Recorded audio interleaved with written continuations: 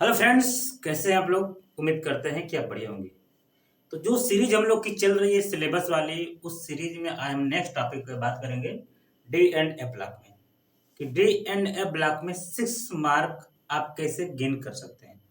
जो UP board का exam है, आप डी एंड या ब्लॉक पूरा पढ़ के जाइए या आधा पढ़ के जाइए, क्या पढ़ के आपको जाना चाहिए, मैं उस बात को इस वीडियो में बताऊंगा। तो जैसा इसके पिछले 3 चैप्टर जो थे उसका मैंने वीडियो ऑलरेडी बना दिया है। अगर आप लोगों ने नहीं देखा है तो जाकर देख लीजिएगा। दूसरी बात ये कि आप लोग को जिस टॉपिक पे परेशानी होती है वो पे वो मुझे कमेंट कर दे। एक बच्ची ने कमेंट किया, उस पर हम वीडियो आपको बना के जरूर देंगे। तो जिस जिस चैप्टर से आपको जो जो समस्या आ रही है, एक चैप्टर और बचा है, कोऑर्डिनेशन कंपाउंड। कोऑर्डिनेशन कंपाउंड पढ़ने के बाद हम ऑर्गेनिक का पूरा एक ही बार में पूरा रिवाइज करवा देंगे। 20 25 30 मिनट की जो भी वीडियो होगी, एक ही बार में ऑर्गेनिक का पूरा पढ़ा देंगे, उसमें क्या क्या पढ़ना है। ठीक है। अब हम क्या करते हैं कि चलते हैं, देखते हैं कि टी एंड या ब्लॉक में क्या क्या पढ़ना है। ठीक है, आइए शुरू करते हैं। देखिए, ये हमारा हो गया डी एंड या ब्लॉक चैप्टर। इस डी एंड या ब्लॉक में हालांकि उत्तर प्रदेश बोर्ड ने आपको तो बताया ही है कि आप जो है कि ये पढ़ लीजिएगा, लेकिन आप समय थोड़ी कि पूरा आप डीप में जाके पढ़ेंगे। अगर आपके पास समय तो पढ़िए, मैं तो पूरा वीडियो बना के डाल दिया हूँ, डीप में बढ़ा दिया हूँ। लेकिन इस समय पे इस मूवमेंट अगर आपको अच्छा नंबर लाना है तो आप अगर अच्छे से नहीं पहले पढ़े, तब भी अगर आप ये सिर्फ और सिर्फ 1 2 3 4 2 2 4 6 टॉपिक पढ़ लेंगे, सिर्फ 6 टॉपिक आप पढ़ लीजिए, आपको निश्चित रूप से सफलता मिल जाएगी और अच्छे पूरा का पूरा क्वेश्चन फंस जाएगा, नहीं श्योर है।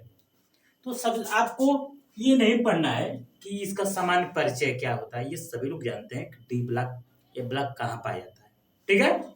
तो सबसे पहले हम लोग इलेक्ट्रॉनिक विन्यास पढ़ते हैं, और इलेक्ट्रॉनिक विन्यास आपको आना ही चाहिए। अब तक तो ये होता था कि 30 तक काम हो जाए, कम से कम 60 70 80 90 तक आपको इलेक्ट्रॉनिक विन्यास आना ही चाहिए। डी ब्लॉक में कुछ भी नहीं आता, तो पहली लाइन और दूसरी लाइन 50 तक कम से कम आपको इलेक्ट्रॉनिक विन्यास आना चाहिए। ठीक है। दूसरी बात, पहली बात, इलेक्ट्रॉनिक विन्यास आपको श्योर है कि इसमें से सवाल आएगा और पूछेगा, एमसीक्यू में पूछे चाहे लघु उत्तरी पूछे, लेकिन आपसे पूछेगा। दूसरी बात की बात करूंगा, आनंद एंथैल्पी ऑक्सीकरण अवस्था और रासायनिक क्रिया, इससे तो श्योर क्वेश्चन आता है और हर बार हर वर्ष इस चैप्टर से इस टॉपिक से क्वेश्चन पूछा जाता है। तो इसको आप बड़े आसानी से, ये तीनों एक ही पार्ट है, बड़े आसानी से पढ़ लेंगे। नहीं तो मैंने आनंद एंथैल्पी पे अच्छे तरीके से मैंने वीडियो बनाया हुआ है, उस पर आप जाके देख सकते हैं। कोई समस्या होगी तो सॉरी आप कमेंट कर देंगे तो हम इस पे वीडियो बना देंगे, बट आप देखिए समझिए पढ़िए, यही आपका मोच है। 2 पार्ट इधर हो गए, इस दोनों पार्ट को अच्छे से आप पढ़ जाइए, कोई समस्या नहीं होगी टी एंड ए ब्लॉक में। आगे बात करें उत्प्रेरकी गुण और चुंबकीय गुण। जो चुंबकीय गुण में हम लोग पैरामेग्नेटिक नॉन पैरामेग्नेटिक अणुचुंबकीय प्रतिचुंबकीय जो पढ़ते हैं, उसी के हिसाब से हम आपको निकालेंगे। उत्प्रेरकी गुण में आपको एक ही लाइन 2 लाइन में आएगा कि उत्प्रेरकी गुण क्यों प्रदर्शित करते हैं, अंतराकाशीय यौगिक होते हैं। तो चुंबकीय गुण क्यों प्रदर्शित करता है, ये प्रतिचुंबकीय क्या होता है, अणुचुंबकीय क्या होता है, इसमें अयुग्मित इलेक्ट्रॉन होंगे वो अणुचुंबकीय होता है, इसमें युग्मित इलेक्ट्रॉन होंगे वो प्रतिचुंबकीय हुआ। तो इसको आप लोग थोड़ा सा देख लेंगे प्लीज। इसके बाद देखना चाहिए कि K2Cr2 7 है और KMnO4 है, पोटेशियम परमैंगनेट है, लाल दवा है। इस दोनों को आप लोग मेरे कहने से मत पढ़िएगा। ठीक है, अगर अब तक नहीं पढ़े हैं तो मत पढ़िएगा। इसमें सवाल 90% 99% है कि पूछेगा ही नहीं, क्योंकि ये इसका मेथड बहुत बड़ा होता है बनाने का। इसका जो मेथड होता है बहुत काफी लंबा बड़ा है, तो इसको पूछता नहीं है, तो आप लोग बेहतर है कि न पूछिए। अगर आपको भाई 100 में 100 केमिस्ट्री लाना तो है तो पढ़िए, नहीं तो अगर आप लोग किसी तरीके से अच्छा खासा नंबर लाना है तो आप एक आधी इसको छोड़ दीजिए, समझ रहे हैं। क्योंकि इस समय पे आप इसको पढ़ेंगे तो फिर दिमाग में डिस्टर्बेंस बनेगी, तो बेहतर इसको आप छोड़ ही दीजिए। ठीक है, मेरे कहने से अगर आप पढ़ सकते हैं तो पढ़ लीजिए, नहीं तो नहीं पढ़ेंगे तभी ये जरूरी नहीं कि क्वेश्चन आएगा। बात आते हैं लेंथेनाइज। लेंथेनाइज स्टडी क्या होती है, एक्टिनाइज स्टडी क्या होती है, ये आप एक एक लाइन पढ़ लीजिएगा।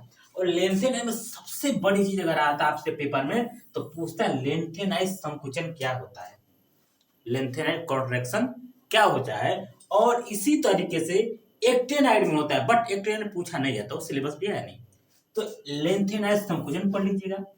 और एक्टिनाइड में तो आप एक्टिनाइड की परिभाषा पढ़ेंगे पढ़ेंगे।